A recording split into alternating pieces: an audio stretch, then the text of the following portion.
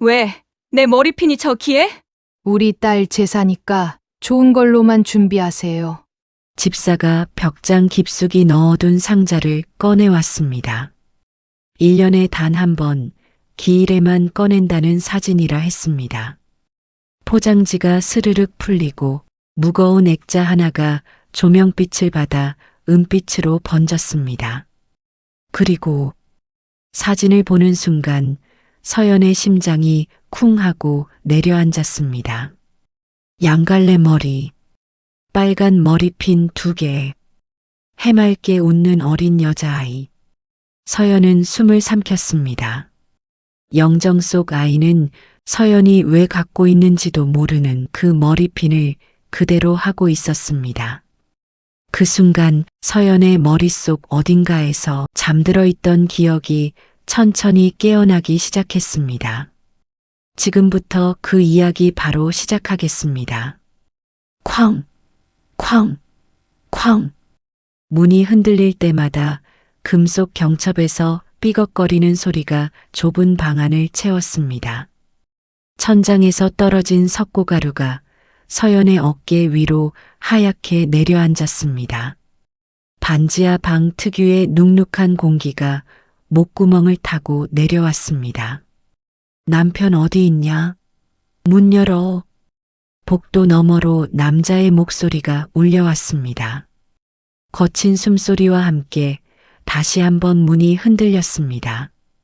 서연은 지민을 더 꽉 끌어안으며 아이의 작은 심장이 가슴팍에 빠르게 뛰는 걸 느꼈습니다. 형광등이 간헐적으로 깜빡이며 방안을 어둡게 만들었다 다시 밝혔습니다. 축축한 바닥이 맨발에 차갑게 달라붙었습니다.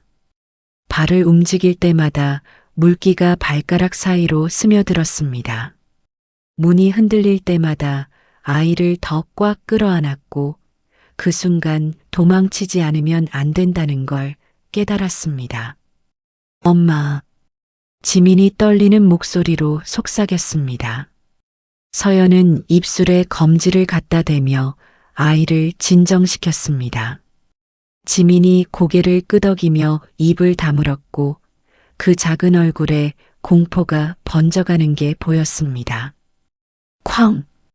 이번엔 더 강한 충격이었습니다.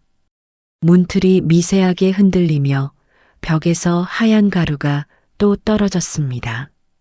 경첩 나사가 벽에서 조금씩 빠져나오는 소리가 들렸습니다. 서연은 뒤쪽 창문을 돌아봤습니다. 창문 틈으로 찬 공기가 흔들려 들어와 방 전체를 서늘하게 만들었습니다.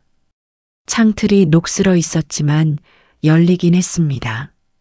지난주에 환기하려고 열었을 때 삐걱거리긴 했어도 움직였었고 지금 나가지 않으면 끝이라는 생각이 머릿속을 가득 채웠습니다. 현관문 아래 틈으로 검은 그림자가 스쳤습니다. 누군가 밖에서 왔다 갔다 하고 있었습니다.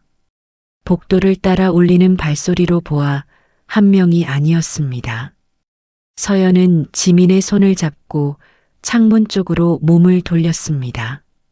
아이의 작은 손가락이 서연 손을 꽉 잡았고 땀으로 젖어 있었습니다. 서연의 손바닥에도 땀이 차올랐습니다. 창틀을 밀어 올리자 녹슨 철이 삐걱 소리를 냈습니다. 바깥 공기가 얼굴을 스쳤습니다. 밤 공기는 차가웠지만 이 방보다는 나았습니다. 조용히 해야 돼. 서연이 지민의 귀에 대고 작게 속삭였습니다. 아이가 고개를 끄덕였습니다. 눈빛에 눈물이 맺혀 있었지만 소리 내지 않으려고 입술을 깨물고 있었습니다. 쾅! 쾅! 연이어 문을 차는 소리가 들렸습니다. 이번엔 경첩이 벽에서 조금 떨어져 나왔습니다. 문이 안쪽으로 미세하게 휘었습니다. 시간이 얼마 남지 않았습니다. 서연은 지민을 먼저 창문 밖으로 안내했습니다. 아이가 창틀을 붙잡고 몸을 빼냈습니다. 작은 신발이 창틀을 스치며 작은 소리를 냈습니다. 밖에서 지민이 서연을 향해 손을 뻗었습니다. 방 안 형광등이 다시 한번 깜빡였습니다. 그 순간 현관문에서 나무가 쪼개지는 소리가 들렸습니다. 서연은 창틀을 붙잡고 몸을 밖으로 밀어냈습니다. 발이 바깥 땅에 닿았습니다. 축축한 흙이 발바닥에 묻었습니다. 지민의 손이 서연의 팔을 잡아당겼습니다. 뒤에서 문이 완전히 열리는 소리가 들렸습니다. 남자들의 목소리가 방 안으로 쏟아져 들어왔습니다. 없어. 뒤쪽 확인해. 서연은 지민의 손을 꽉 잡고 어둠 속으로 뛰기 시작했습니다. 어둠 속에서 서연의 발걸음이 골목 바닥을 울렸습니다. 지민의 작은 손이 서연 손가락 사이를 꽉 잡았습니다. 아이의 손바닥에서 땀이 느껴졌습니다. 골목 끝 가로등의 노란빛이 흔들리며 길을 비췄습니다. 그 빛이 닿지 않는 곳은 칠흑처럼 어두웠습니다. 서연은 지민을 이끌고 그림자 사이를 빠져나갔습니다. 엄마, 무서워. 지민이 떨리는 목소리로 말했습니다. 서연은 아이의 손을 더 세게 잡았습니다. 뒤에서 남자들의 고함 소리가 희미하게 들렸습니다. 아직 멀리 가지 못했습니다. 비닐봉투 냄새가 바람에 섞여 지나갔습니다. 골목 한쪽에 쌓인 쓰레기 봉투들이 바람에 바스락거렸습니다. 서연은 지민을 앞으로 밀며 계단 쪽으로 향했습니다. 계단 난간이 차갑게 손바닥에 닿았습니다. 녹슨 철 표면이 거칠게 느껴졌습니다. 서연은 난간을 붙잡고 계단을 올라갔습니다. 지민이 뒤따라왔습니다. 엄마. 갑자기 지민이 소리쳤습니다. 서연이 돌아보니 아이가 계단 중간에서 넘어져 있었고 무릎에 흙이 묻어 있었습니다. 신발끈이 풀려 있었습니다. 서연의 턱이 떨려 목이 잠겼습니다. 심장이 바닥으로 곤두박질 치는 느낌이었습니다. 뒤에서 발소리가 가까워지는 것 같았지만 서연은 멈춰 섰습니다. 무릎을 꿇고 지민 앞에 앉았습니다. 차가운 시멘트 바닥이 무릎에 닿았고 떨리는 손으로 아이의 신발끈을 잡았습니다. 괜찮아. 천천히 하자. 떨리는 목소리로 말하며 신발끈을 묶으려 했지만 손가락이 제대로 움직이지 않았습니다. 신발끈이 손가락 사이로 자꾸 빠져나갔습니다. 한 번, 두 번, 세 번 시도 끝에 겨우 매듭을 지었습니다. 지민의 작은 손을 잡은 순간 서연은 더는 도망만 다니지 않겠다고 다짐했습니다. 엄마가 끝까지 지켜줄게. 서연이 지민의 눈을 똑바로 보며 말했습니다. 아이의 눈에 눈물이 맺혀 있었지만 고개를 끄덕였습니다. 지민을 일으켜 세웠습니다. 아이의 작은 어깨가 손 아래에서 떨리고 있었고 서연은 그 어깨를 한번 토닥였습니다. 골목 입구에서 빛이 흔들렸습니다. 손전등 불빛이었습니다. 남자들이 골목 안으로 들어오고 있었습니다. 저쪽이다. 누군가 소리쳤습니다. 서연은 지민의 손을 잡고 다시 뛰기 시작했습니다. 계단을 올라 골목 뒤쪽으로 빠져나갔습니다. 좁은 통로가 나왔습니다. 양쪽 벽이 서연의 어깨를 스쳤습니다. 지민이 서연 뒤를 따라 숨을 헐떡이며 뛰었습니다. 통로 끝에 작은 공터가 보였습니다. 가로등 하나가 희미하게 빛을 내고 있었습니다. 서연은 공터를 가로질러 반대편 골목으로 향했습니다. 뒤에서 발소리가 점점 멀어졌습니다. 남자들이 다른 방향으로 간 것 같았습니다. 서연은 속도를 늦췄습니다. 지민이 거친 숨을 몰아쉬었습니다. 엄마. 괜찮아? 지민이 서연의 얼굴을 올려다보며 물었습니다. 서연은 고개를 끄덕였습니다. 하지만 손이 여전히 떨리고 있었습니다. 큰 도로가 나왔습니다. 차들이 지나가며 불빛을 뿌리고 사람들이 보였습니다. 편의점 간판이 환하게 빛났습니다. 지민의 손을 잡고 인도로 나서자 그제야 다리에 힘이 빠지는 걸 느꼈습니다. 무릎이 후들거렸지만 멈출 수 없었습니다. 편의점 앞 벤치에 잠시 앉았습니다. 지민이 바짝 붙어 앉으며 작은 몸을 서연 팔에 기댔습니다. 이제 어디가? 작은 목소리로 묻는 지민에게 서연은 대답하지 못했습니다. 어디로 가야 할지 몰랐고 돌아갈 집도 없었습니다. 하지만 한 가지는 확실했습니다. 이 아이만은 반드시 지켜내야 한다는 것. 지민의 머리를 쓰다듬으며 아이의 머리카락이 손가락 사이로 부드럽게 스치는 걸 느꼈습니다. 괜찮아. 엄마가 있잖아. 라고 말하자 지민이 고개를 끄덕이며 서연의 품에 얼굴을 묻었습니다.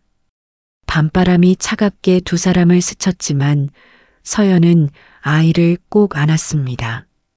그 작은 온기가 가슴을 따뜻하게 했습니다. 편의점 직원이 밖을 내다보다 서연과 눈이 마주쳤습니다. 문을 열고 나왔습니다. 여기 오래 계실 건 아니시죠? 죄송합니다.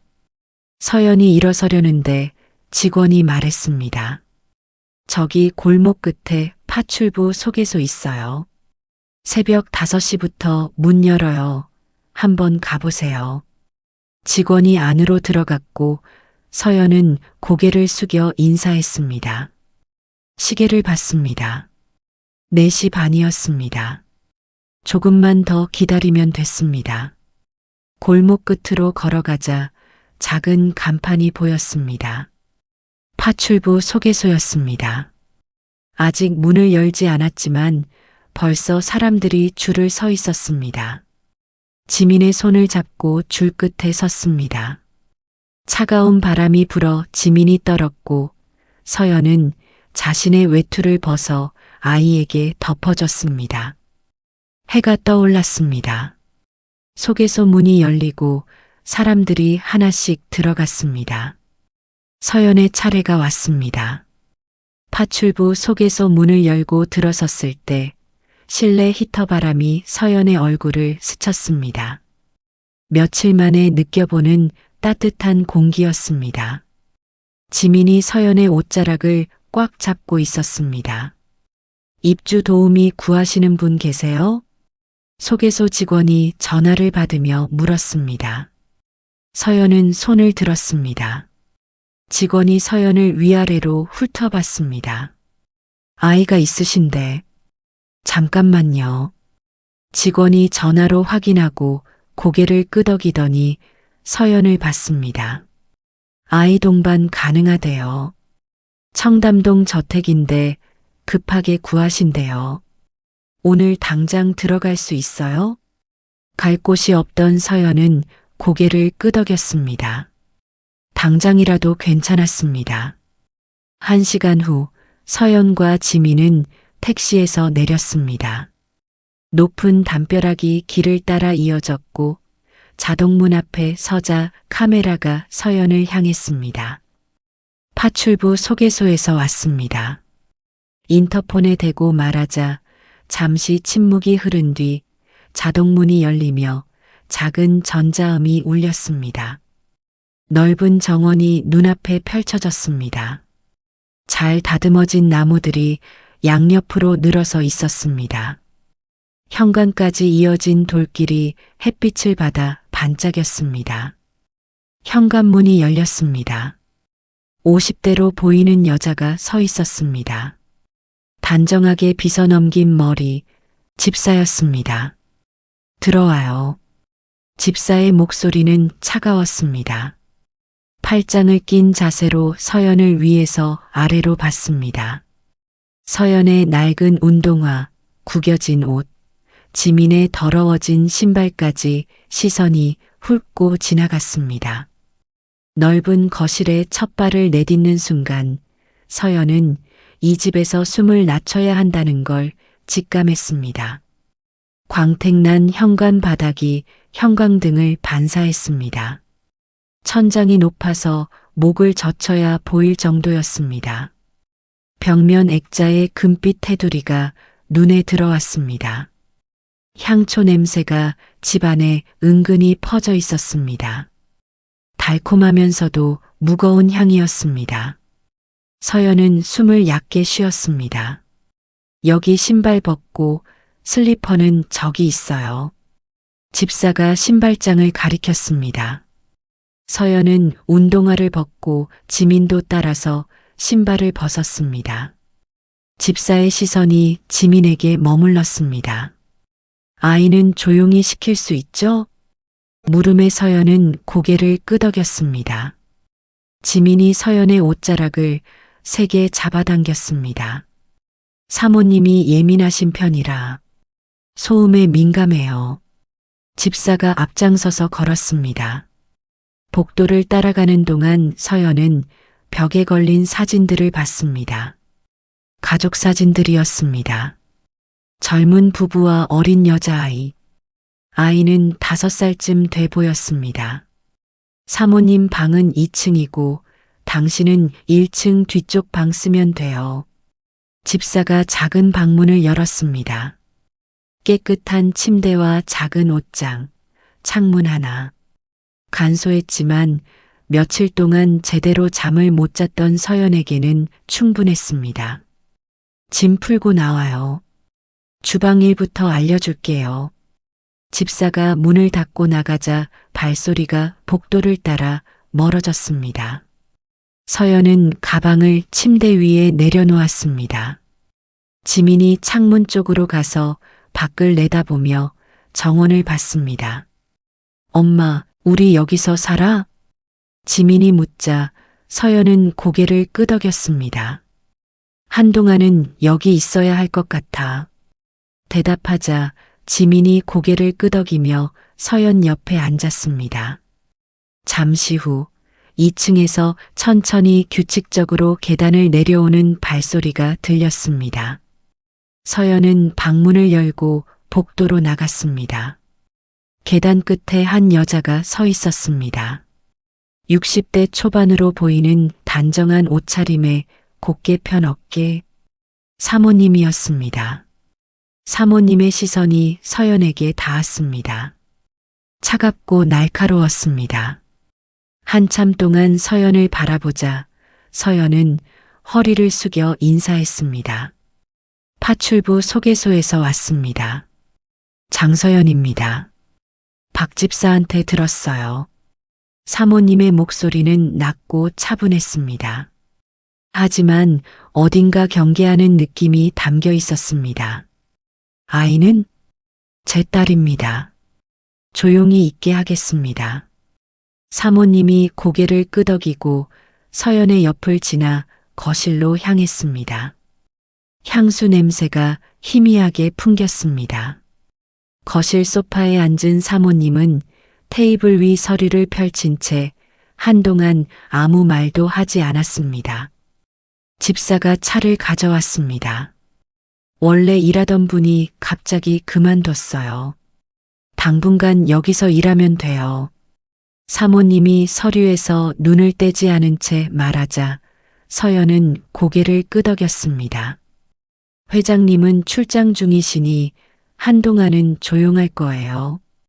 집사가 서연의 팔을 잡아 주방으로 이끌었습니다. 문이 닫히자 낮은 목소리로 말했습니다. 여기서 오래 일하려면 조심해야 해요. 사모님 건드리지 말고 말 잘 듣고 선 넘지 마요.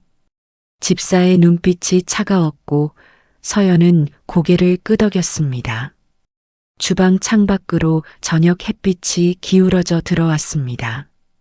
창문에 비친 자신의 얼굴을 보니 피곤하고 초라한 모습이었습니다. 하지만 지민만 안전하다면 서연은 그것만으로 충분했습니다. 사흘째 되던 날 아침 사모님이 서연을 거실로 불렀습니다. 소파에 앉은 사모님 앞 테이블에 찻잔이 놓여 있고 은은한 제스민 향이 올라왔습니다. 서연은 소파 맞은편에 조심스럽게 앉았습니다. 사모님의 시선이 창밖을 향한 채 한참 동안 아무 말도 하지 않았습니다. 다음 주 화요일이 우리 딸 기일이에요. 천천히 평소보다 낮은 목소리로 말하자 서연은 고개를 끄덕였습니다. 사모님이 식탁 쪽을 가리켰습니다. 달력이 벽에 걸려 있었고 화요일 날짜 위에 빨간 펜으로 큼지막한 동그라미 표시가 보였습니다. 제사상 준비해줘요. 메모 남겨놨어요. 사모님이 테이블 위 종이를 서연 쪽으로 밀었습니다. 메모지 모서리가 살짝 구겨져 있고 여러 번 접었다 폈던 흔적이 보였습니다. 사모님이 우리 딸 기일이니 준비해줘요라고 말하자 서연의 손끝이 얼어붙었습니다. 메모지를 집어들자 손이 미세하게 떨렸습니다.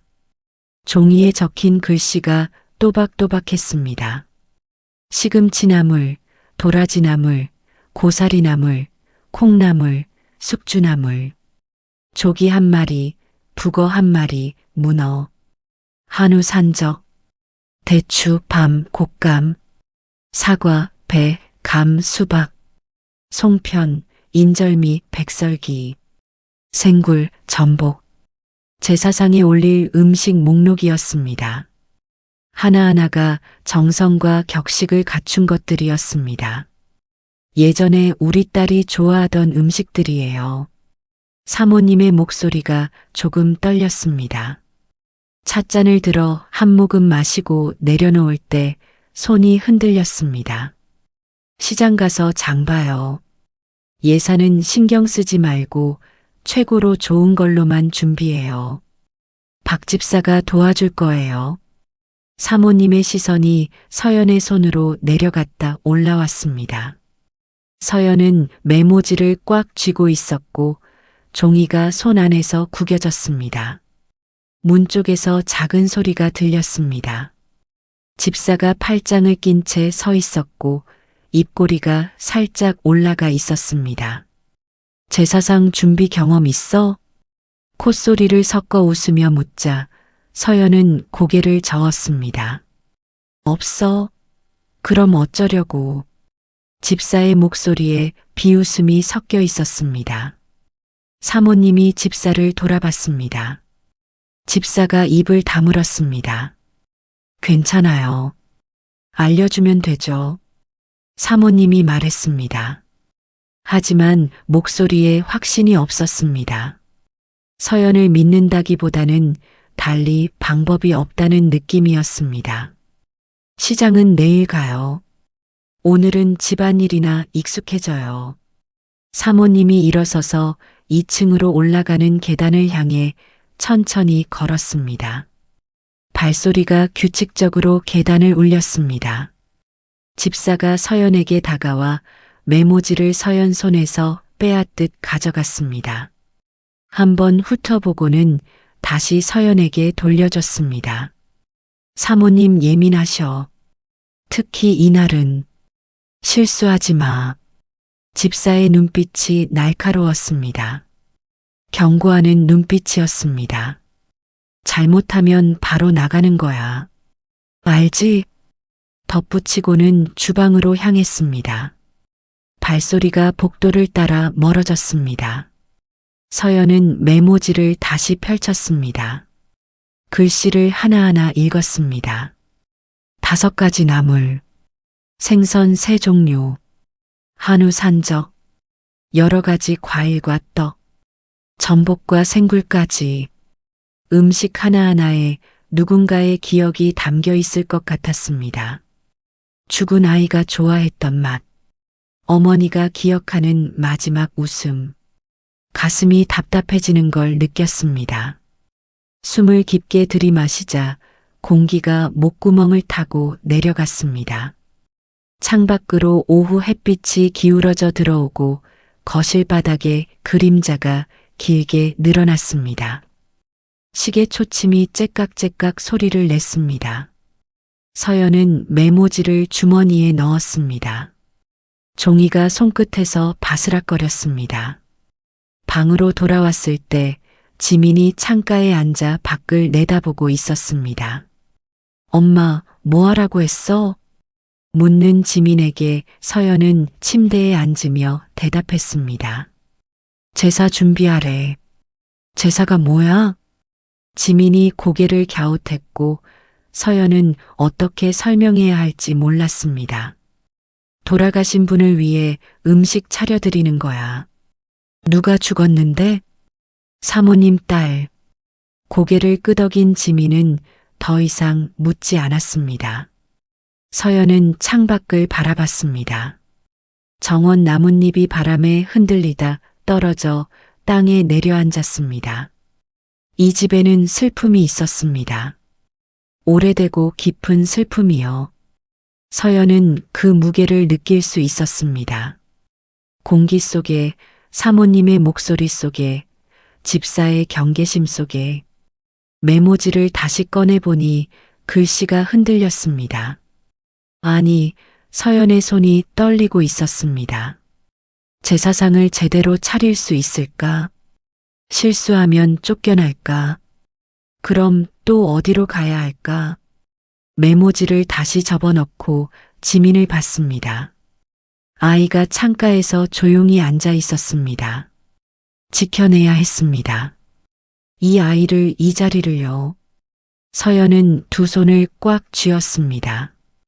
다음 날 아침 집사가 거칠게 문을 두드리며 서연을 깨웠습니다.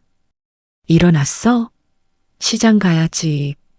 문 너머로 들리는 목소리에 서연은 재빨리 일어났습니다. 아직 자고 있는 지민에게 이불을 덮어주고 방을 나왔습니다. 주방에서 집사가 기다리고 있다가 서연을 보자마자 말했습니다. 메모지 가져왔지? 그거 보고 사와. 신선한 거로만. 싱싱하지 않으면 사모님이 바로 아실 거야. 가방을 서연에게 던지듯 건넸습니다. 돈 봉투가 안에 들어 있었습니다. 오늘 저녁에 내가 만드는 법 알려줄 테니까 일단 재료부터 똑바로 사와. 현관문을 나서자 찬 공기가 얼굴을 스쳤습니다. 메모지를 다시 펼쳤습니다. 긴 목록이었습니다. 버스 정류장까지 걸어가 버스를 타고 시장으로 향했습니다. 버스 손잡이가 흔들리며 어깨에 닿았습니다. 차가운 금속이 옷 위로 느껴졌습니다. 빈 장바구니를 손에 들고 손잡이를 붙잡고 서 있었습니다. 창밖으로 익숙하지 않은 거리가 지나갔습니다. 이 동네에 온 지 며칠밖에 안 됐습니다. 시장 입구에 도착했을 때 비린 냄새가 확 풍겼습니다. 생선 가게들이 줄지어 있었고 서연은 메모지를 보며 생선을 파는 곳을 찾았습니다. 조기 한 마리, 북어 한 마리, 문어 한 마리요. 말하는 목소리가 떨렸습니다. 평소 같으면 조기 한 토막도 비싸다고 망설였을 텐데 지금은 세 가지 생선을 한꺼번에 사고 있었습니다. 상인이 서연을 훑어봤습니다. 낡은 옷, 구겨진 가방. 서연은 움츠러들었습니다. 어디 제사상에 쓸 거야? 네. 그럼 다 싱싱한 걸로 줄게. 상인이 들고 흔든 봉지가 서연의 얼굴 앞에서 바삭거렸고 비린내가 코를 찔렀습니다. 고개를 끄덕이며 이런 게 제사상에 오르는 생선이구나 생각했습니다. 한우 산적용 고기를 사려고 정육점에 갔습니다. 가격을 듣고 손이 떨렸습니다. 서연은 살면서 이런 고기를 사본 적이 없었습니다. TV에서 제사상 특집을 볼 때마다 저렇게 좋은 걸 누가 사 먹나 싶었습니다. 그동안 서연과 지민이 먹었던 건 유통기한 임박 스티커가 붙은 할인 코너 고기였습니다. 그것도 지민이 생일 때만 먹었습니다. 돈 봉투 안을 확인했습니다. 충분했습니다. 아니, 넉넉했습니다. 서연이 한 달 생활비로 쓰던 돈보다 많았습니다. 나무를 사러 채소 가게로 갔습니다. 시금치, 도라지, 고사리, 콩나물, 숙주를 하나하나 골라 담았습니다. 과일 가게에서 사과, 배, 감, 수박을 샀습니다. 떡집에서 송편, 인절미, 백설기를 사고 마지막으로 전복과 생굴을 샀습니다. 전복, 생굴. 서연은 이런 걸 먹어본 적도 없었고 지민에게 사줘본 적은 더더욱 없었습니다.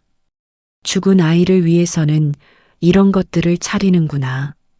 가슴 한쪽이 무거워지는 걸 느꼈습니다.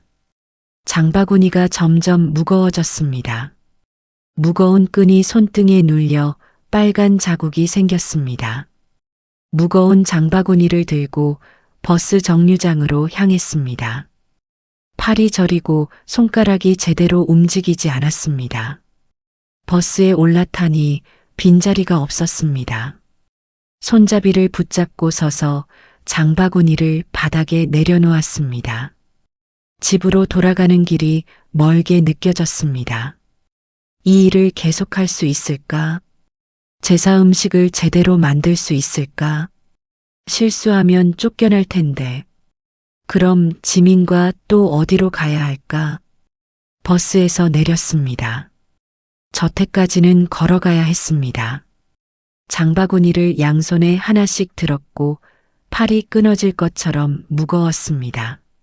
한 걸음씩 걸었습니다. 땀이 이마에 맺히고 손에서도 땀이나 장바구니 끈이 미끄러웠습니다. 저택 담벼락이 보였습니다. 조금만 더. 이를 악물었습니다. 대문 앞에 섰습니다. 초인종이 빨간 불이 깜빡였고 인터폰 버튼을 눌렀습니다. 왔어? 집사의 목소리가 들리고 자동문이 열렸습니다. 정원을 지나 현관까지 걸어가자 현관문이 열렸고 집사가 서 있었습니다. 늦었네. 뭐 하느라 이제 와? 장바구니를 들여다보며 하나하나 꺼내서 확인했습니다. 조기가 좀 작은데? 이거 싱싱한 거 맞아? 네, 상인이 싱싱한 걸로 골라줬어요. 콧방귀를 뀌며 한우를 꺼내봤습니다.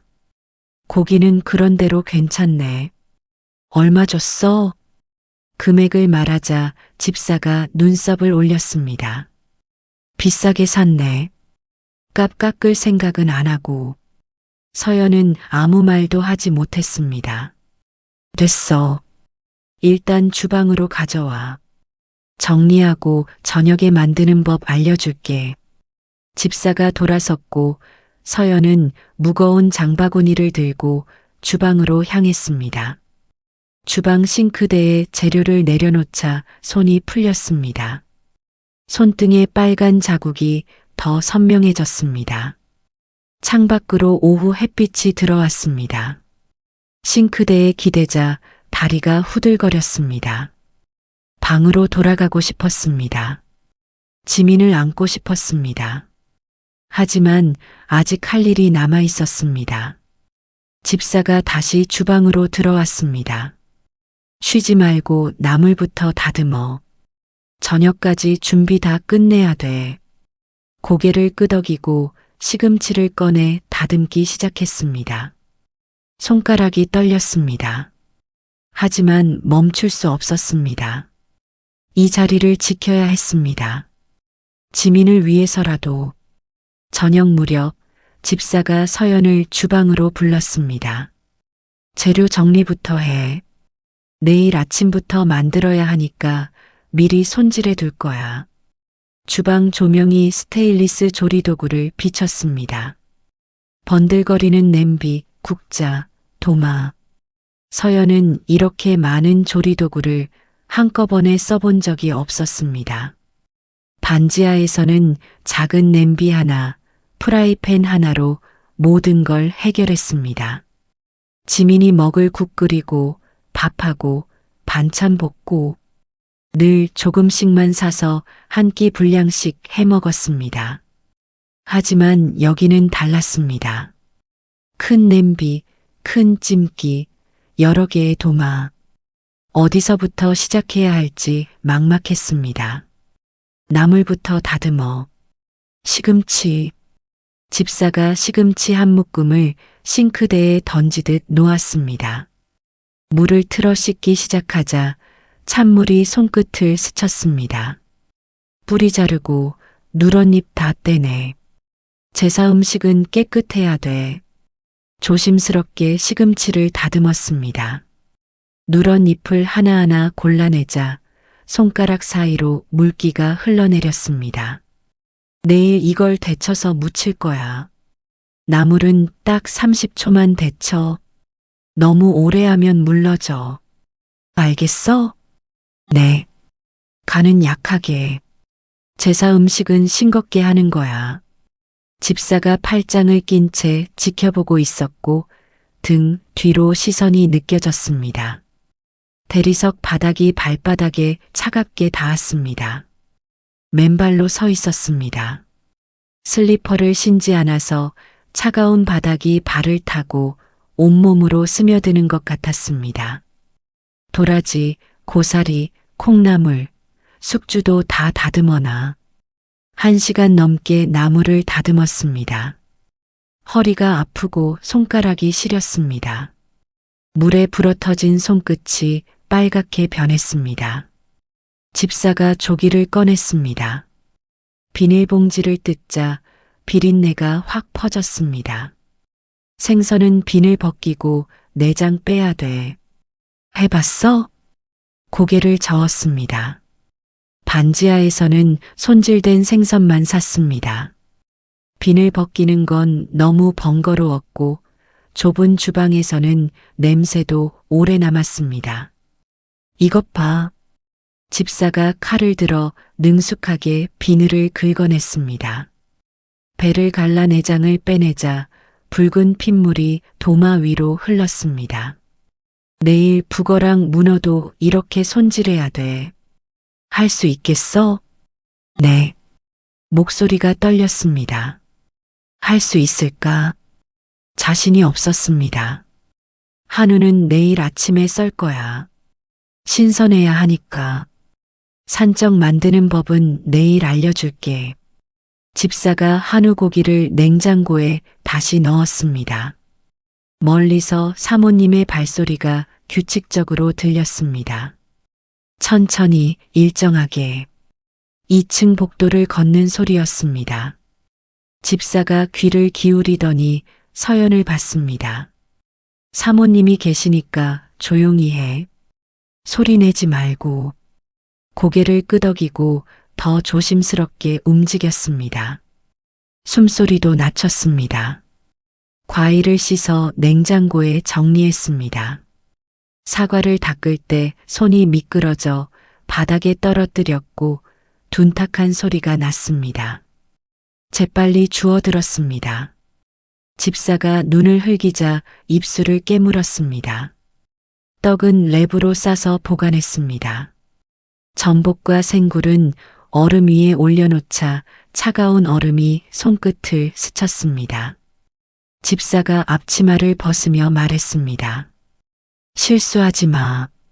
제사 음식 망치면 사모님이 어떻게 나올지 모르니까. 서연을 한번 훑어보고는 주방을 나갔습니다. 발소리가 복도를 따라 멀어졌습니다. 싱크대를 정리했습니다. 설거지를 했습니다. 물이 차가웠고 손이 얼얼했습니다. 고무 장갑도 없이 맨손으로 씻었습니다. 마지막 그릇을 닦고 물기를 닦았습니다. 주방 불을 끄고 방으로 향했습니다. 온몸이 무거웠고 다리가 후들거렸습니다. 지민이 침대에서 자고 있었습니다. 지민 옆에 조용히 누웠습니다. 아이의 따뜻한 숨결이 느껴졌고 그 작은 온기가 가슴을 따뜻하게 했습니다. 내일 눈을 감았습니다. 제대로 할 수 있을까? 걱정이 머릿속을 가득 채웠습니다. 잠이 오지 않았습니다. 주방의 쇠붙이들이 서로 부딪힐 때마다 낯선 소리가 서연에게 더 큰 조심스러움을 만들었습니다. 다음 날 아침 서연은 새벽같이 일어났습니다. 옆을 보니 지민이 없었고 이불이 젖혀져 있었습니다. 급히 일어나 방문을 열었습니다. 복도를 나서자 거실에서 소리가 들렸습니다. 지민이었습니다. 거실에 서서 손에 작은 꽃을 들고 있었습니다. 정원에 나갔다 온 것 같았습니다. 신발에 흙이 묻어 있었습니다. 사모님이 소파에 앉아 지민을 보고 있었습니다. 이거요. 지민이 작은 목소리로 꽃을 내밀었습니다. 지민이 내민 꽃잎이 햇빛에 가볍게 흔들렸습니다. 창문으로 들어온 아침 햇살이 하얀 꽃잎을 비췄습니다. 사모님의 손이 꽃을 받는 순간 잠시 굳었습니다. 움직임이 멈추고 꽃을 바라보는 눈빛이 흔들렸습니다. 지민이 건넨 꽃을 본 순간 사모님은 오래전 기억을 떠올리듯 한참 동안 움직이지 못했습니다. 거실의 공기청정기 소리가 미세하게 울렸습니다. 웅웅거리는 낮은 소리가 정적을 깼습니다. 복도 구석에 서서 숨을 죽이고 지켜봤습니다. 들어가야 할지 말아야 할지 몰랐습니다. 예뻐요. 지민이 다시 말하며 발끝이 양말 위에서 톡톡 움직였습니다. 긴장한 것 같았습니다. 사모님이 천천히 꽃을 받았습니다. 손이 떨리고 있었습니다. 꽃을 가슴에 가져가며 한참 동안 아무 말도 하지 않았습니다. 고마워. 사모님의 목소리가 떨렸고 눈가가 붉어졌습니다. 식탁 유리판에 꽃 그림자가 비쳤습니다. 작은 그림자가 햇빛 아래 흔들렸습니다. 사모님이 지민의 머리를 쓰다듬었습니다. 손이 천천히 움직였습니다. 조심스럽게 마치 깨질까봐 두려운 듯. 몇 살이니? 5살이요. 지민이 대답하자 사모님의 손이 멈췄습니다. 눈을 감았습니다. 한참 있다가 다시 눈을 떴습니다. 착하구나. 사모님이 일어서서 꽃을 들고 2층으로 올라갔습니다. 천천히 한 걸음 한 걸음.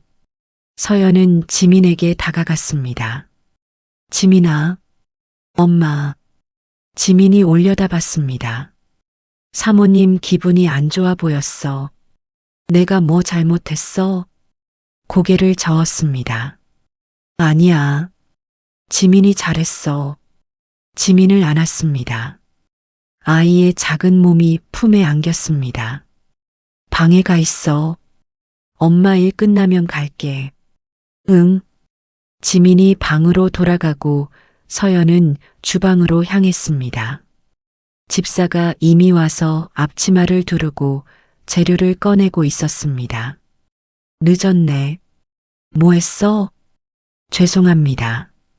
됐어. 빨리 시작해. 앞치마를 두르고 집사 옆에 섰습니다. 물을 끓이기 시작했습니다. 불을 켜자 가스 저마음이 짧게 튀고 파란 불꽃이 올라왔습니다. 나물부터 데쳐.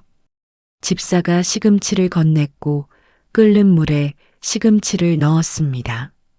냄비에서 뜨거운 수증기가 올라와 손등을 스쳤습니다.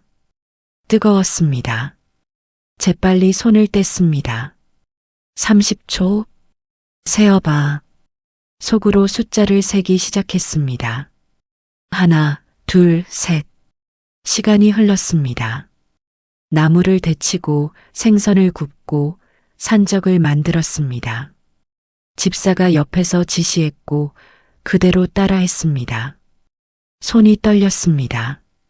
실수할까봐 무서웠습니다. 하지만 계속 움직였습니다.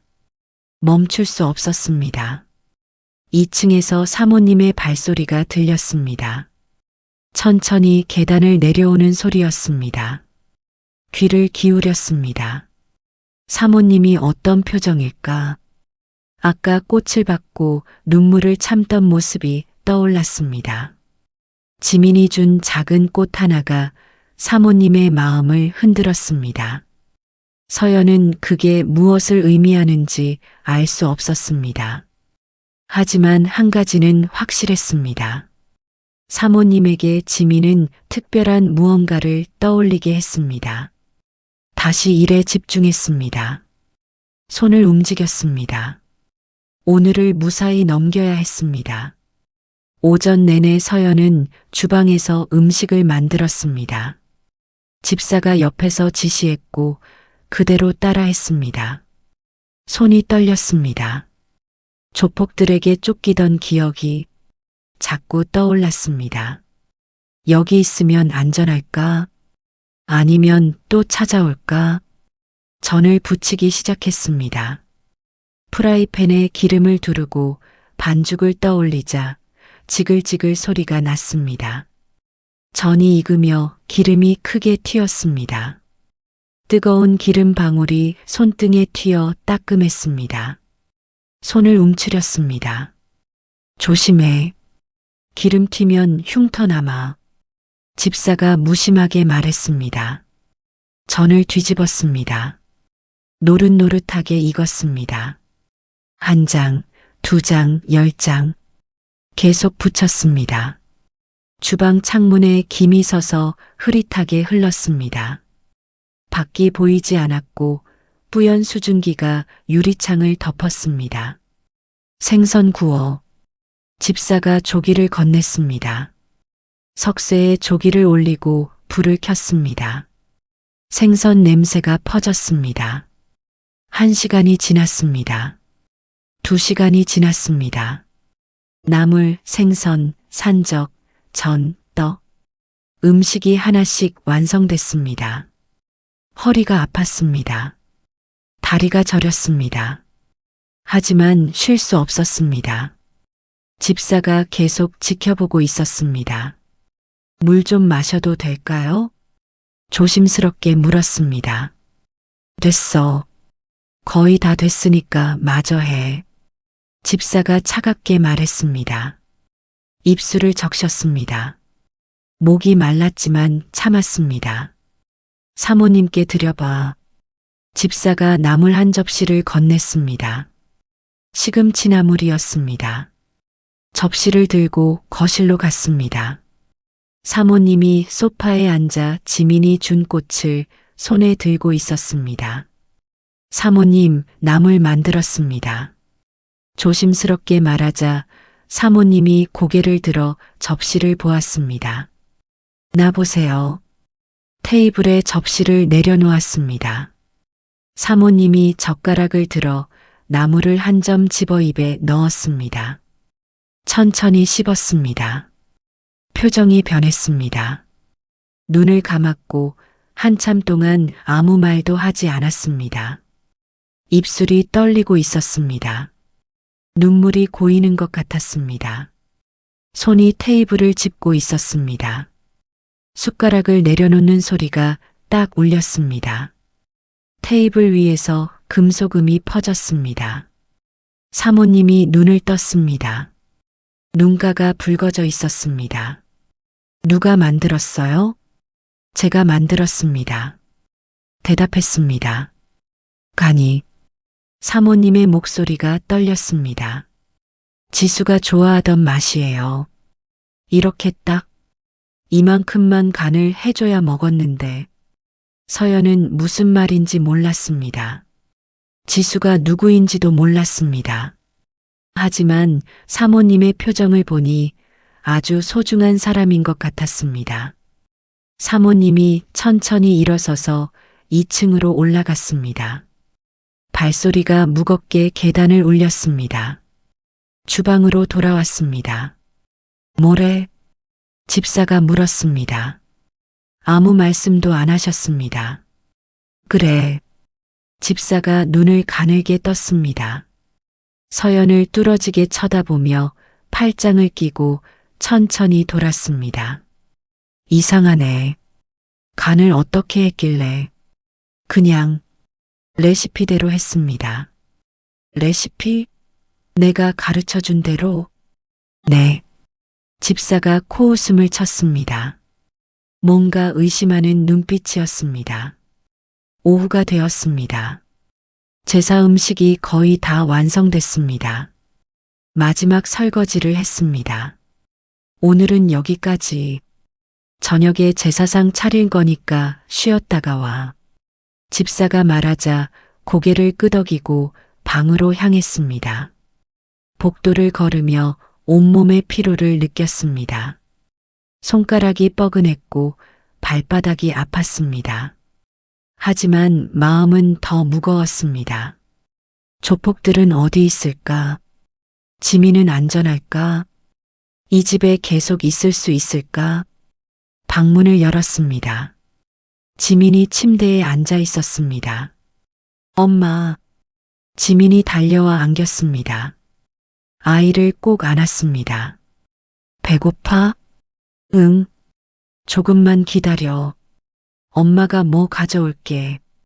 지민을 침대에 앉히고 다시 주방으로 향했습니다. 그때였습니다. 복도에서 집사와 마주쳤습니다. 어디가? 아이 밥 좀 주려고요. 주방에 먹을 거 없어. 나중에 줘. 집사가 차갑게 말하고 지나갔습니다. 방으로 돌아왔습니다.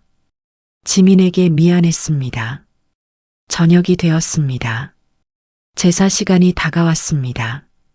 집사가 서연을 불렀습니다. 제사상 차려야 해. 따라와. 집사를 따라 거실로 갔습니다. 큰 상이 놓여 있었고 하얀 천이 깔려 있었습니다. 음식 가져와. 집사가 지시하자 주방으로 가서 음식을 하나씩 날랐습니다.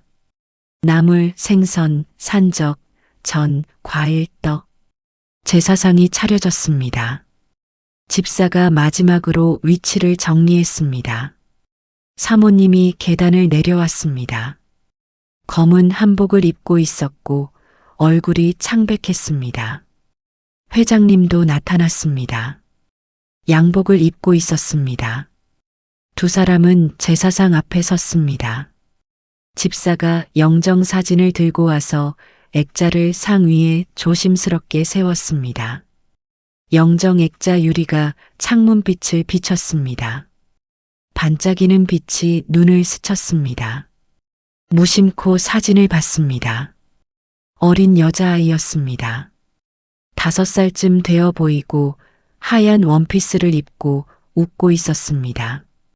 머리에 은색 머리핀을 하고 있었습니다. 아이의 머리핀 끝부분이 은빛으로 반짝였습니다. 가슴이 철렁 내려앉았습니다. 어디선가 본 것 같았습니다. 그 미소, 그 눈빛, 그 머리핀, 머리가 지끈거렸습니다. 희미한 기억 조각이 떠올랐다가 사라졌습니다. 잡으려고 하면 할수록 멀어졌습니다. 손이 저절로 움직였습니다. 사진을 향해 뻗어가며 사진을 쥘 때 손가락 마디가 굳었습니다. 심장이 빠르게 뛰었고 숨이 막혔습니다. 뭐해? 집사가 차갑게 물었습니다. 화들짝 놀라 손을 걷었습니다. 죄송합니다. 제사 시작할 거니까 물러나 있어. 뒤로 물러섰습니다. 하지만 눈은 계속 사진을 향했습니다. 방 한 구석에서 시계 초침이 일정하게 튀었습니다. 똑똑똑 규칙적인 소리가 고요한 거실에 울렸습니다. 사모님이 향을 피웠습니다. 연기가 천천히 올라갔습니다. 절을 했고 회장님도 함께 절했습니다. 멀리서 지켜봤습니다. 사모님의 어깨가 떨리고 있었습니다. 눈물을 참는 것 같았습니다. 향 냄새가 거실에 퍼졌습니다. 그 냄새를 맡으며 가슴이 답답해졌습니다. 왜일까? 왜 자꾸 그 아이 얼굴이 눈에 밟힐까? 제사가 끝났습니다. 사모님이 영정사진을 들어 가슴에 안았습니다. 한참 동안 그렇게 서 있었습니다. 손이 떨리고 있었고 사진을 꼭 안은 손가락이 하얗게 변해 있었습니다. 지수야. 작은 목소리가 들렸습니다. 사모님이 사진에 대고 속삭였습니다. 엄마가 미안해. 엄마가 잘못했어. 가슴이 먹먹해졌습니다. 지수. 아까 나무를 먹고 사모님이 말했던 그 이름. 사모님의 딸이었습니다. 죽은 게 아니라 사라진 아이였습니다. 회장님이 사모님의 어깨를 감싸 안았습니다. 두 사람은 2층으로 올라갔습니다. 집사가 서연을 봤습니다. 상 치워. 고개를 끄덕이고 음식을 하나씩 치우기 시작했습니다. 그때였습니다. 지민이 방에서 나왔습니다. 엄마. 지민이 거실로 걸어와 영정사진을 봤습니다. 저 언니 예뻐. 지민이 액자를 가리키며 손끝을 흔들었습니다. 지민을 안아들었습니다. 지민아, 방으로 가자. 지민을 데리고 방으로 돌아왔습니다. 침대에 누웠습니다. 지민이 품에 안겼습니다. 천장을 보며 생각했습니다. 영정사진 속 아이. 지수. 왜 자꾸 마음이 쓰였을까? 왜 손이 저절로 움직였을까? 가방이 침대 옆에 놓여 있었습니다. 가방을 열어 안쪽 주머니를 뒤적였습니다. 낡은 머리핀이 손에 닿았습니다. 빨간색이었고 오래되어 색이 바랬습니다. 서연은 이 머리핀을 어디서 얻었는지 기억나지 않았습니다. 어릴 때부터 가지고 있었습니다. 왜 버리지 않았는지도 몰랐습니다. 그냥 소중한 것 같았습니다. 머리핀을 손에 쥐고 영정사진 속 지수를 떠올렸습니다. 지수도 빨간색 머리핀을 하고 있었습니다. 비슷했습니다. 아니, 똑같은 것 같았습니다. 머리핀을 다시 가방에 넣었습니다. 설명할 수 없었습니다. 하지만 가슴 한쪽이 답답했습니다. 서연이 영정사진을 본 순간 오래전 잃어버린 무언가가 희미하게 떠올랐지만 그게 무엇인지 알 수 없었습니다. 지민을 꼭 안았습니다. 아이의 따뜻한 숨결이 느껴졌습니다. 그 작은 온기가 서연을 진정시켰습니다. 다음 날 아침 서연은 일찍 일어났습니다. 지민은 아직 자고 있었습니다. 이불을 덮어주고 조용히 방을 나왔습니다. 주방으로 가는데 현관 쪽에서 소리가 들렸습니다. 초인종 소리가 짧게 울렸다 멎었습니다. 걸음을 멈췄습니다. 집사가 현관으로 가서 인터폰 화면을 확인했습니다. 택배입니다. 남자 목소리가 들렸습니다. 평범한 목소리였습니다. 집사가 문을 열었습니다. 택배기사 옷을 입은 남자가 서 있었고 모자를 깊게 눌러 쓰고 있었습니다. 사인 부탁드립니다. 남자가 태블릿을 내밀었습니다. 복도 구석에서 그 남자를 봤습니다. 가슴이 철렁 내려앉았습니다. 그 체격, 그 어깨, 조폭이었습니다. 택배기사로 위장한 것이었습니다. 집사가 사인을 하는 동안 남자는 고개를 들어 현관 안을 훑어봤습니다. 서연과 눈이 마주쳤습니다. 남자의 입꼬리가 살짝 올라갔습니다. 재빨리 몸을 숨겼습니다. 심장이 쿵쾅거렸습니다. 감사합니다. 남자가 돌아섰고 집사가 문을 닫았습니다. 숨을 참고 있었습니다. 조폭들이 자신을 찾았습니다. 택배 기사로 위장해서 들어와 이 집에 있는 걸 확인했습니다. 어떻게 해야 할까? 도망쳐야 할까? 하지만 지민은 아이를 데리고 어디로 가야 할까? 회장님이 서재에서 나와 모니터를 보고 있었습니다. 주차장 CCTV 화면이 모니터에서 깜빡였습니다. 저 택배 기사, 지하 주차장 쪽으로 갔네? 중얼거렸습니다. 화면 속에서 택배 기사 차량이 지하 주차장으로 들어가고 있었습니다. 하지만 곧 나왔습니다. 이상하네. 뭘 확인하려고. 회장님이 집사를 불렀습니다. 경비실에 연락해. 오늘부터 택배는 경비실에서 받아. 네, 회장님. 주방으로 향했습니다. 손이 떨렸습니다. 아침 준비를 시작했습니다. 1시간쯤 지났을까? 아침 식사가 끝났습니다. 설거지를 하고 있었습니다. 집사가 2층으로 올라갔습니다. 사모님 방으로 들어가는 소리가 들렸습니다. 잠시 후 사모님과 집사가 함께 내려왔습니다. 사모님의 얼굴이 창백했습니다. 거실에 직원들이 모였습니다. 주방 보조, 청소 담당, 집사, 그리고 서연. 사모님이 소파에 앉아 손을 꼭 쥐고 있었습니다. 여러분, 제 반지가 없어졌어요. 어디 못 봤나요? 직원들이 고개를 저었습니다. 아무도 보지 못했습니다.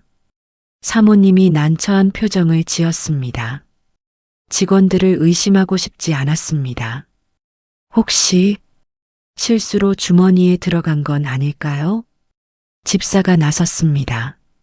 사모님, 제가 확인해 보겠습니다. 저부터 시작하죠. 집사가 자신의 앞치마 주머니를 뒤집었습니다. 아무것도 없었습니다. 방도 확인하시겠어요? 아니에요, 괜찮아요. 그럴 필요까지는. 사모님이 손을 저었습니다. 아닙니다. 이럴 때일수록 명확해야 합니다. 제 방부터 보시죠. 집사가 자신의 방 열쇠를 꺼냈습니다. 사모님과 함께 집사 방으로 가서 서랍을 열었습니다.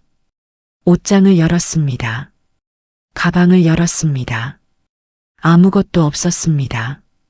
다른 분들도 확인해야겠습니다. 집사가 차례대로 직원들 방을 확인했습니다. 주방 보조, 청소 담당, 모두 협조했습니다. 아무것도 나오지 않았습니다. 마지막으로 서연 차례였습니다. 서연 씨 방도 봐야 할 것 같은데요. 집사가 사모님을 보며 말했습니다. 고개를 끄덕이고 방으로 갔습니다. 사모님과 집사가 따라왔습니다. 지민이 침대에 앉아 있었습니다. 놀란 눈으로 엄마를 봤습니다. 지민아, 잠깐 복도에 있어. 지민을 복도로 데리고 나갔습니다. 집사가 방 안으로 들어가 서랍을 열었습니다. 옷가지를 확인했습니다. 가방도 봐야겠네요. 가방이 침대 옆에 놓여 있었습니다. 집사가 가방을 들었습니다. 서연이 가방을 여는 순간 지퍼가 느리게 움직였습니다. 아니, 집사가 지퍼를 열었습니다. 가방 안을 뒤지기 시작했습니다. 가슴이 두근거렸습니다. 분명 아무것도 없을 거였습니다. 집사의 손이 안쪽 주머니를 뒤졌습니다. 사모님, 집사가 뭔가를 꺼냈습니다. 반지였습니다. 반지가 손바닥에 닿으며 차가웠습니다. 얼굴이 하얗게 질렸습니다. 이게 어떻게... 그것 봐요. 가방에 있었잖아요. 집사가 차갑게 말했습니다. 저는 정말 모릅니다. 누가 넣은 것 같습니다. 누가 넣어요? 누가 당신 가방에? 사모님의 목소리가 날카로워졌습니다. 서연은 집사를 봤습니다. 집사는 태연하게 서 있었습니다. 저는 증거는 없지만 증거 없으면 소용없어요. 반지가 당신 가방에서 나왔어요. 제 반지를 훔쳤다는 거잖아요. 사모님이 한숨을 쉬었습니다. 눈빛이 흔들렸습니다. 서연을 믿고 싶었지만 증거가 앞에 있었습니다. 일단 오늘은 방에 있어요. 회장님이랑 상의해서 결정할게요. 고개를 숙였습니다. 아무 말도 할 수 없었습니다. 방으로 돌아와 문을 닫고 주저앉았습니다. 지민이 서연을 안았습니다. 엄마, 무슨 일 있어? 아니야. 괜찮아. 지민을 꼭 안았습니다. 하지만 눈물이 흘러내렸습니다. 조폭은 집 밖에서 기다리고 있고 집 안에서는 도둑으로 몰리고 있었습니다. 사모님은 서연을 의심하기 시작했고 집사의 말을 믿었습니다.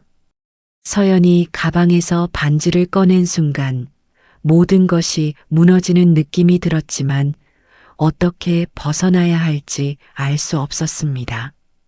갇혔습니다. 어디로도 갈 수 없었습니다. 방 안에 앉아 지민을 꼭 안고 있었습니다. 눈물이 멈추지 않았습니다. 어떻게 해야 할까? 조폭은 밖에서 기다리고 있고 집 안에서는 도둑으로 몰렸습니다. 1시간쯤 지났을까? 갑자기 아래층에서 소리가 들렸습니다. 현관문이 세게 밀리며 쾅 소리가 울렸습니다. 화들짝 놀라 일어났습니다. 엄마, 무슨 소리야? 지민이 떨며 물었습니다. 지민아, 여기 있어. 엄마가 보고 올게. 방문을 조심스럽게 열어 복도로 나갔습니다. 계단 아래에서 고함 소리가 들렸습니다. 장서연이 어디 있어? 남자 목소리였습니다. 조폭들이었습니다. 심장이 멎는 것 같았습니다. 조폭이 집 안으로 들어왔습니다. 조폭 신발이 대리석 바닥을 강하게 울렸습니다. 계단을 내려갔습니다. 거실에 검은 옷을 입은 남자 둘이 서 있었습니다. 사모님과 회장님이 소파에서 일어나 있었고 집사도 놀란 표정이었습니다. 누구세요? 어떻게 들어왔어요? 사모님이 떨리는 목소리로 물었습니다. 상관없어. 장서연만 내놔. 남자가 서연을 보며 걸어왔습니다. 안 돼요. 소리치며 뒤로 물러섰습니다. 남자가 팔을 붙잡았습니다. 몸부림쳤습니다. 나요. 조용히 해. 빚은 갚아야지. 남자가 서연을 끌고 가려 했습니다. 회장님이 남자의 팔을 잡았습니다. 당장 나요. 남자가 회장님을 밀쳤습니다. 회장님이 비틀거리며 뒤로 물러섰습니다. 그 순간 남자가 서연의 팔을 세게 잡아당겼습니다. 균형을 잃으며 몸이 앞으로 쏠렸습니다. 발이 꼬이고 손을 뻗었지만 잡을 것이 없었습니다. 그대로 넘어졌습니다. 무릎이 차갑고 단단한 대리석 바닥에 세게 부딪혔습니다. 아! 비명을 질렀습니다. 무릎에서 날카로운 통증이 퍼져나갔습니다. 손바닥이 바닥을 짚었습니다. 차가운 대리석이 피부에 닿았습니다. 거실이 아수라장이 되었습니다. 사모님이 비명을 지르며 소파 뒤로 물러섰습니다. 회장님은 숨을 몰아쉬며 서연과 조폭 사이에 섰습니다. 집사가 전화기를 들고 떨고 있었습니다. 계단 위에서 지민이 울음을 터뜨렸습니다. 엄마. 지민의 울음소리가 거실에 울려 퍼졌습니다. 넘어지는 순간 치마가 위로 올라갔습니다. 왼쪽 무릎이 완전히 드러났습니다. 거실의 샹들리에 빛이 무릎을 환하게 비쳤습니다. 무릎에 흉터가 있었습니다. 길게 패인 흉터였습니다. 하얀 피부 위에 선명하게 자국이 남아 있었습니다. 무릎 흉터에 천장 조명이 비쳤습니다. 사모님이 숨을 들이켰습니다. 그 흉터를 봤습니다. 얼굴이 하얗게 질렸습니다. 지수, 사모님이 중얼거렸습니다. 손이 떨렸고 다리에 힘이 풀렸습니다. 소파에 주저앉았습니다. 회장님이 사모님을 붙잡았습니다. 여보, 괜찮아? 저 흉터. 사모님이 서연의 무릎을 가리켰습니다. 손가락이 떨렸습니다. 말을 잇지 못했고 입술만 달싹거렸습니다. 경찰 불렀어요. 집사가 소리쳤습니다. 조폭들이 멈칫했습니다. 서로 눈빛을 교환했습니다. 망할. 남자가 서연을 놓으며 낮게 속삭였습니다. 장서연, 너 어디 숨어도 찾는다. 빚은 반드시 받아낸다. 다른 남자가 서연을 내려다보며 말했습니다. 일주일 준다. 그때까지 돈 마련 못하면. 알지? 두 사람은 재빨리 현관으로 뛰어갔습니다. 문이 쾅 닫혔습니다. 정적이 흘렀습니다. 사모님이 천천히 서연에게 다가왔습니다. 무릎을 꿇고 앉았습니다. 손을 뻗어 서연의 무릎 흉터를 만졌습니다. 손가락이 떨렸습니다. 어떻게 똑같을 수가. 사모님, 작은 목소리로 불렀습니다. 사모님이 서연의 얼굴을 봤습니다. 눈물이 흘러내렸습니다. 당신, 혹시. 말을 잇지 못했습니다. 회장님도 다가왔습니다. 서연의 무릎을 봤습니다. 손에 들고 있던 잔을 떨어뜨렸습니다. 사모님이 떨어뜨린 접시가 깨져 사방으로 튀었습니다. 여보, 설마. 회장님의 목소리도 떨렸습니다. 집사가 창백한 얼굴로 서 있었습니다. 손에 쥔 반지가 떨렸습니다. 누구도 반지를 신경 쓰지 않았습니다. 누명은 순식간에 잊혔습니다. 모두의 시선이 서연의 무릎에 고정되어 있었습니다. 혼란스러웠습니다. 무슨 일이 벌어지는 걸까? 왜 사모님이 우는 걸까? 이 흉터가 무슨 의미일까? 지민이 계단 위에서 내려다보고 있었습니다. 불안한 눈빛이었습니다. 사모님이 지민을 봤습니다. 그리고 다시 서연을 봤습니다. 조폭이 난입한 순간 서연은 모든 것을 잃은 줄 알았지만 무릎 흉터가 드러나며 예상치 못한 진실이 움직이기 시작했습니다. 하지만 서연은 아직 그 의미를 알지 못했습니다. 조폭들이 떠난 후 거실은 조용해졌습니다. 사모님이 천천히 서연에게 다가와 무릎을 꿇고 앉았습니다. 손을 뻗어 서연의 무릎 흉터를 만졌습니다. 손가락이 떨렸습니다.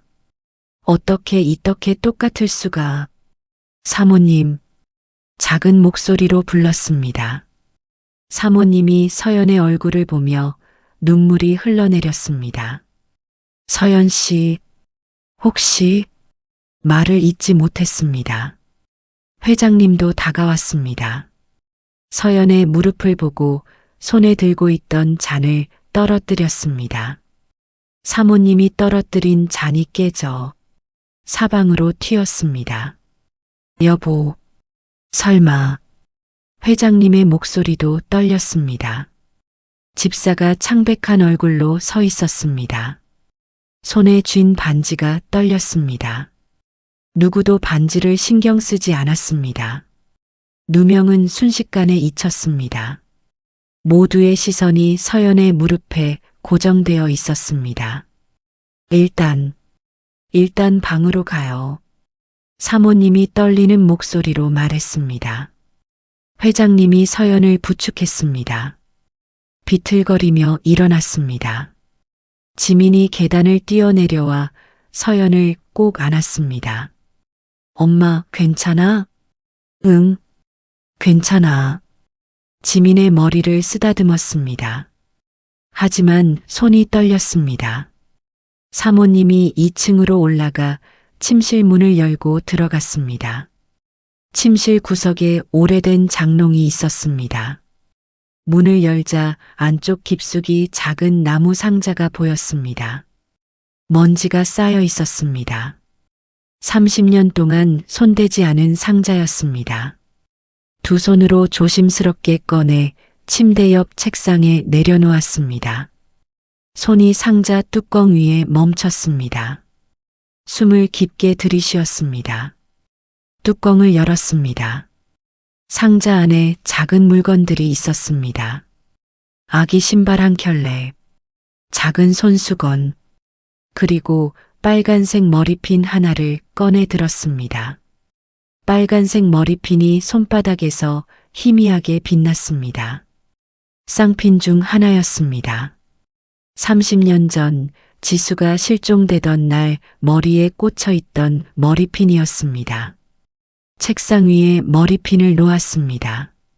서연 씨, 사모님이 불렀습니다. 서연이 방으로 들어왔습니다. 회장님도 함께 들어왔습니다. 사모님이 책상 위에 빨간색 머리핀을 가리켰습니다. 혹시 이 머리핀 본 적 있어요? 머리핀을 봤습니다. 가슴이 두근거렸습니다. 비슷한 걸 가지고 있습니다. 뭐라고요?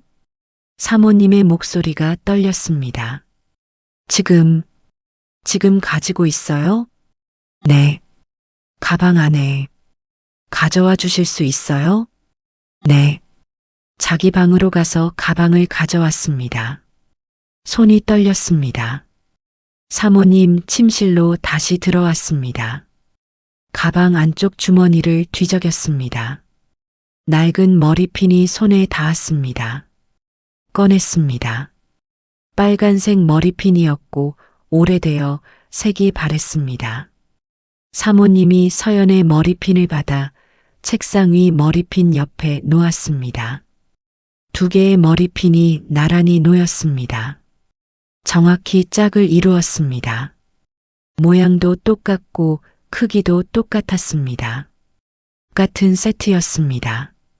방 안에 정적이 흘렀습니다. 사모님의 손이 떨렸습니다. 책상을 짚고 섰습니다. 지수, 사모님이 중얼거렸습니다. 눈물이 뚝뚝 떨어졌습니다. 회장님이 서연을 보며 얼굴을 자세히 봤습니다. 여보, 눈매가 나랑 똑같아. 입꼬리도 우리 지수랑. 회장님의 목소리가 떨렸습니다. 혼란스러웠습니다. 무슨 일이 벌어지는 걸까? 사모님, 이게 무슨 30년 전에 사모님이 떨리는 목소리로 말했습니다. 우리 딸 지수가 실종됐어요. 5살이었어요. 실종되기 며칠 전에 쌍핀 중 하나를 잃어버렸다고 울면서 왔었어요. 집안을 다 뒤졌는데 못 찾았어요. 그래서 실종된 날은 머리핀 하나만 하고 놀이터에 나갔어요. 사모님이 숨을 깊게 들이쉬었습니다. 그런데 지수가 사라진 후 지수방 침대 밑에서 이 머리핀을 찾았어요. 그게 마지막이었어요. 나머지 하나는 사모님이 서연의 머리핀을 봤습니다. 서연 씨가 가지고 있었네요. 얼굴이 하얗게 질렸습니다. 회장님이 방을 나갔습니다. 잠시 후 서재에서 낡은 파일을 가져왔습니다. 실종 신고 기록이야. 회장님이 파일을 열었습니다. 30년 전 사진이 있었습니다. 5살 된 여자아이였고 왼쪽 무릎에 긴 흉터가 있었습니다. 지수가 3살 때 놀이터에서 넘어져서 무릎을 다쳤어요. 병원에 갔는데 깊게 베어서 꿰맸어요. 그래서 흉터가 남았어요. 사모님이 말했습니다. 서연 씨 무릎 흉터랑 똑같아요. 말을 잃었습니다. 가슴이 답답했습니다. 저는 기억이 없어요. 어릴 때 기억이. DNA 검사를 하자. 회장님이 말했습니다. 그럼 확실히 알 수 있어. 사모님이 고개를 끄덕였습니다. 눈물이 멈추지 않았습니다. 서연이 책상 위 2개의 머리핀을 봤을 때 30년 동안 감춰진 진실이 한순간에 드러나는 느낌이 들었지만 아직 믿을 수 없었습니다. 머리핀이 완벽하게 짝을 이루는 순간 모든 것이 바뀌기 시작했습니다. 그날 밤 서연은 잠들 수 없었습니다. 지민이 옆에서 자고 있었고 고른 숨소리가 들렸습니다. 천장을 보며 생각했습니다. 도망쳐야 할까? 조폭들이 일주일 안에 돌아올 것이었습니다. 이 집에 있으면 위험했습니다.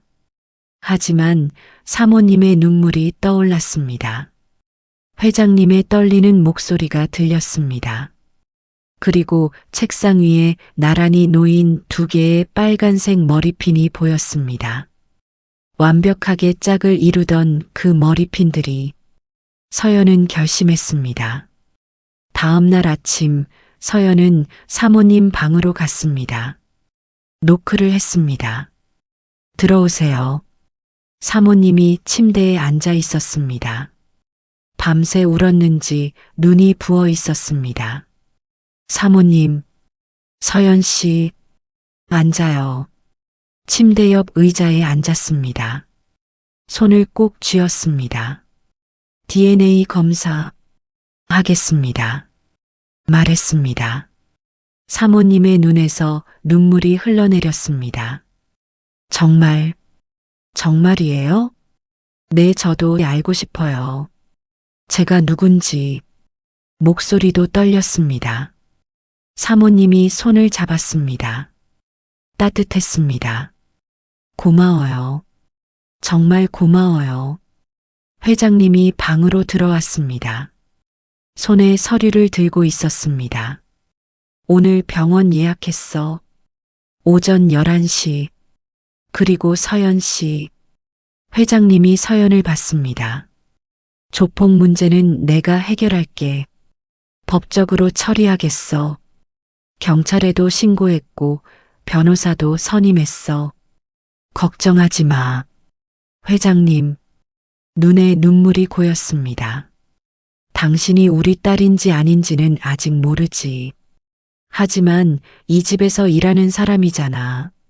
내가 보호해야지. 회장님의 목소리가 단호했습니다. 고맙습니다. 고개를 숙였습니다. 오전 10시 차가 준비되었습니다. 서연은 지민과 함께 현관으로 나왔습니다. 사모님과 회장님이 기다리고 있었습니다. 사모님의 손에 작은 주머니가 들려 있었습니다. 그 안에 2개의 빨간색 머리핀이 들어 있었습니다. 같이 가요. 제가 함께 가도 될까요? 당연하죠. 사모님이 손을 잡았습니다. 손이 떨렸습니다. 차에 탔습니다. 서연과 지민, 사모님과 회장님, 4사람이 함께였습니다. 차가 출발했습니다. 거리의 나무들이 창밖으로 지나갔습니다. 창밖을 보며 생각했습니다.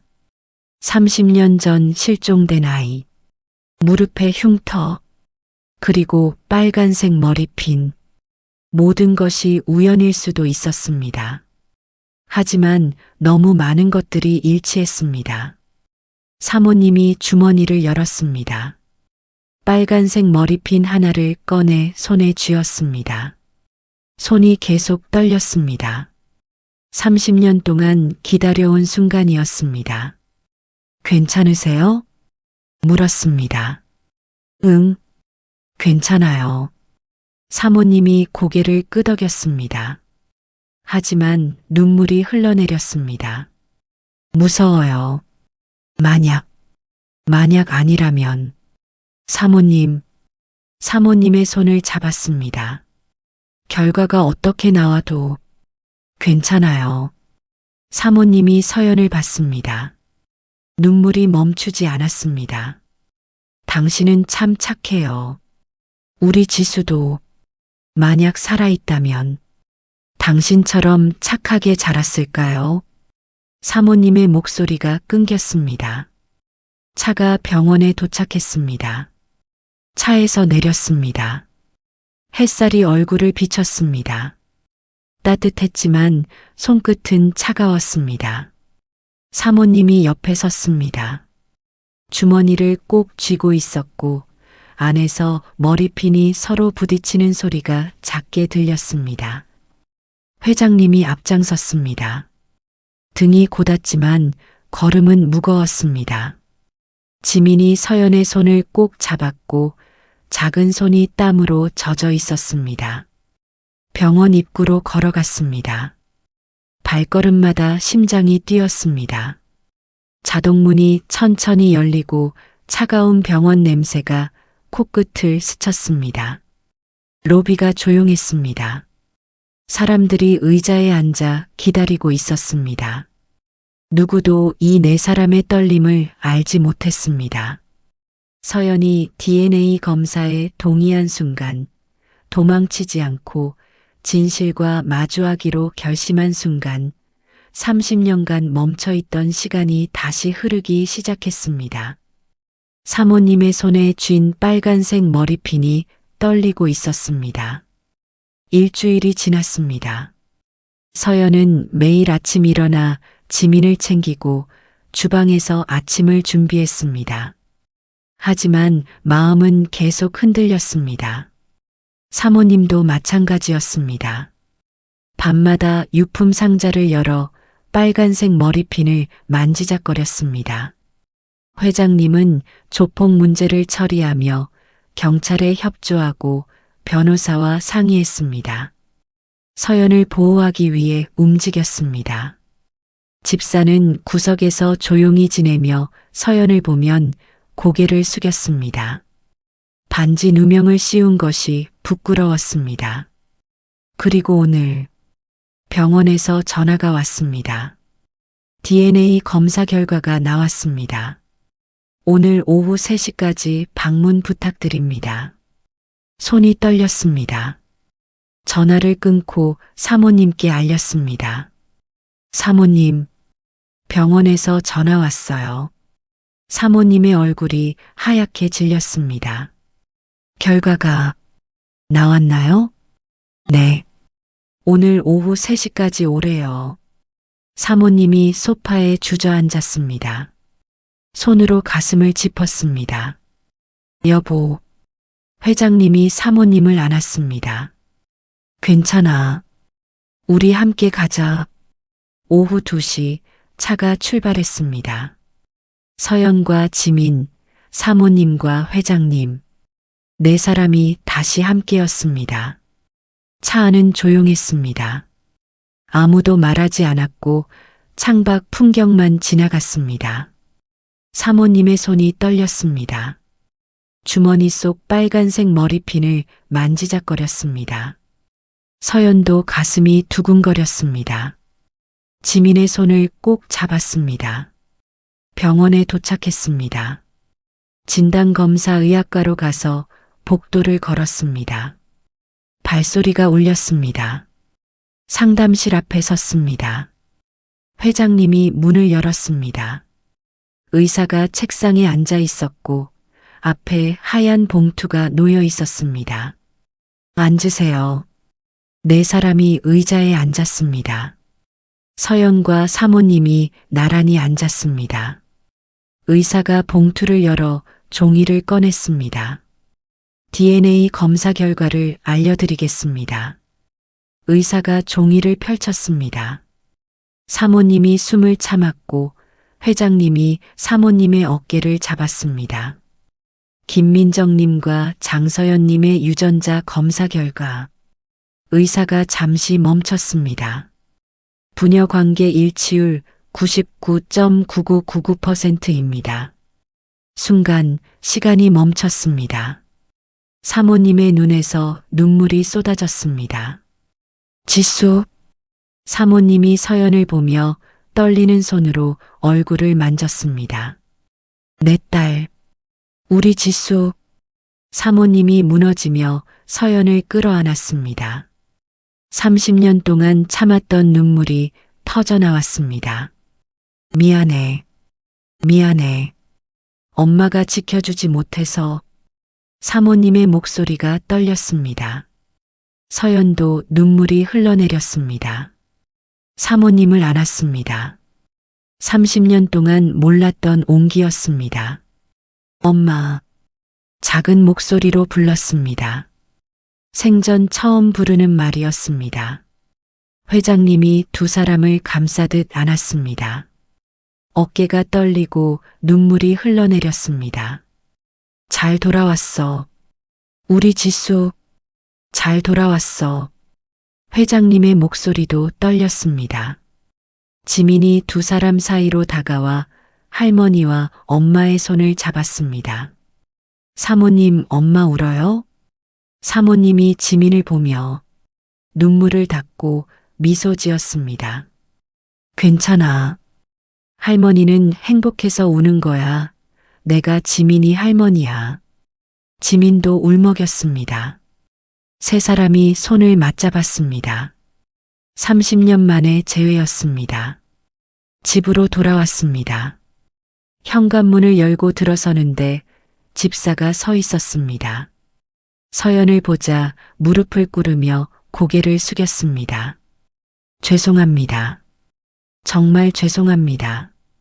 반지를 제가 가방에 넣었습니다. 용서해 주십시오. 집사는 고개를 들지 못했습니다. 집사를 봤습니다. 한숨을 쉬었습니다. 일어나세요. 아가씨, 이제 괜찮아요. 말했습니다. 사모님이 집사를 봤습니다. 표정이 굳어 있었습니다. 박 집사, 일단 일어나요. 그 얘기는 나중에 합시다. 사모님의 목소리가 차가웠습니다. 집사가 천천히 일어섰습니다. 눈물이 흘러내렸습니다. 거실로 들어갔습니다. 사모님이 유품 상자를 가져와 두 개의 빨간색 머리핀을 꺼내 서연의 손에 쥐어줬습니다. 이제 완전해졌어요. 쌍핀이 사모님이 미소 지으며 눈물이 또 흘러내렸습니다. 두 개의 머리핀을 손에 쥐었습니다. 따뜻했습니다. 30년 동안 떨어져 있던 쌍핀이 다시 만났습니다. DNA 결과지에 적힌 부녀 관계 일치율 99.9999%라는 글자가 30년간 잃어버린 가족을 다시 이어주는 순간 서연은 더 이상 혼자가 아니었습니다. 지민을 안고 엄마와 아버지 곁에 서서 마침내 집으로 돌아온 서연은 빨간색 머리핀을 머리에 꽂았습니다. 1년이 지났습니다. 서연은 더 이상 장서연이 아닌 강지수였습니다. 호적에 이름이 올라가고 신분증에도 강지수라는 이름이 새겨졌습니다. 방도 2층 끝에 있던 지수의 방으로 옮겼습니다. 30년 동안 그대로 보관되어 있던 방으로 책상 위에는 어린 시절 인형이 놓여 있고 옷장 안에는 작은 옷들이 걸려 있었습니다. 사모님은 매일 밤 그 방 문 앞을 지나가며 멈춰 섰습니다. 이제는 빈 방이 아니었습니다. 불이 켜져 있고 안에서 지민의 웃음소리가 들렸습니다. 조폭 문제도 완전히 해결되었습니다. 법적 조치가 끝나고 더 이상 위협은 없었습니다. 박 집사는 사표를 냈고 사모님은 아무 말 없이 받아들고 고개를 끄덕였습니다. 짐을 싸서 떠나는 집사는 현관에서 마지막으로 서연을 보며 고개를 숙였습니다. 아가씨, 정말 죄송했습니다. 서연은 한참 동안 말없이 서 있다가 작게 말했습니다. 잘 지내세요. 눈물이 흘러내리는 집사가 고개를 숙이고 문을 나갔습니다. 그리고 오늘은 지수의 36번째 생일이었습니다. 저택 정원에 긴 테이블이 놓이고 하얀 식탁보가 바람에 살랑거렸습니다. 회장님이 직접 고른 빨간 장미 백송이가 정원을 가득 채우고 있었습니다. 할아버지, 저 이거 불어도 돼요? 6살이 된 지민이가 분홍 원피스를 입고 깡충깡충 뛰었습니다. 볼이 통통하게 오른 지민이는 혜성그룹의 귀한 손녀딸답게 티 없이 밝은 모습이었습니다. 허허, 그래. 우리 강아지 불고 싶은 대로 다 불어라. 손녀를 무릎에 앉히고 연신 싱글벙글하는 회장님 옆으로 사모님이 케이크를 들고 나왔습니다. 36개의 촛불이 환하게 타오르고 있었습니다. 자, 지수야, 이건 아버지 선물이다. 건네받은 서류 봉투를 열어보니 혜성복지재단 이사장 임명장과 등기 권리증이 들어 있었습니다. 아버지, 이건 너무 과해요. 아니다. 넌 고아원과 미혼모 시설에서 봉사하며 살고 싶다고 했지? 내 뜻대로 해라. 진지한 목소리로 말을 이어갔습니다. 아버지가 가진 돈, 이제는 사람 살리는 데 쓰고 싶다. 내가 그 재단을 맡아서 세상에 춥고 배고픈 아이들이 없게 만들어다오. 지수의 손을 잡으며 덧붙였습니다. 그게 내 속죄이자 널 되찾게 해준 하늘에 대한 보답이다. 그 진심 어린 말에 지수는 고개를 끄덕였습니다. 자신처럼 부모를 잃고 헤매는 아이들, 가난 때문에 꿈을 포기하는 아이들에게 든든한 울타리가 되어주는 것. 그것이 지수가 꿈꾸던 새로운 삶이었습니다. 생일 축하합니다. 사랑하는 우리 딸 생일 축하합니다. 온 가족이 손뼉을 치며 노래를 불렀습니다. 지수는 촛불을 끄기 전 두 눈을 감고 소원을 빌었습니다. 더 이상 빌 소원이 없었습니다. 지금 이 순간이 기적이고 꿈이었으니까요. 감사합니다. 저를 포기하지 않고 찾아주셔서, 그리고 모진 시련 속에서도 저를 지켜주셔서 감사합니다. 후, 촛불이 꺼지고 박수가 터졌습니다. 사모님이 지수를 끌어안았고 회장님이 지민을 어깨에 태웠습니다. 웃음소리가 높은 천장을 타고 저택 구석구석으로 퍼져나갔습니다. 창밖 정원에는 가을 국화가 만발해 있었습니다. 한때는 얼음성 같았던 이 집에도 마침내 따스한 봄이 영원히 깃들었습니다. 조폭의 위협, 도둑 누명, 그리고 가난. 지독했던 그 겨울을 맨발로 건너온 지수는 이제 압니다. 긴 터널의 끝에는 반드시 빛이 있다는 것을. 그리고 가족이라는 이름의 등불은 비바람이 쳐도 결코 꺼지지 않는다는 사실을 말입니다. 지수는 활짝 웃으며 가족들의 품으로 파고들었습니다. 그녀의 왼쪽 무릎에 남은 흉터 위로 따뜻한 햇살이 훈장처럼 내려앉았습니다. 머리에 꽂힌 빨간색 머리핀이 햇빛에 반짝였습니다.